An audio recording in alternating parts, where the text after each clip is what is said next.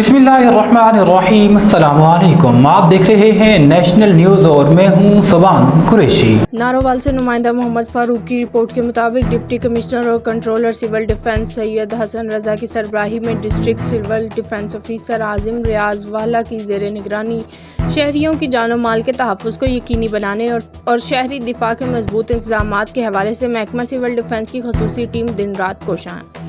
तफसीलात के मुताबिक आज एमरजेंसी फ़ोन कॉल पर होने वाली इतला पर civil defence bomb disposal staff ने कार्रवाई करते हुए तहसील जफरवाल में नाला डेक नजलहड़ी गांव से इंडियन साख्ता एंटीटॉनिक माइन M5 वज़न 12 पाउंड और नज़द देवली गांव से इंडियन साख्ता बार माइन 3 एंड वज़न 18 किलोग्राम बरामद करके महफूज कर लिया और उन्हें फौरी तौर पर नाकारा बना दिया गया।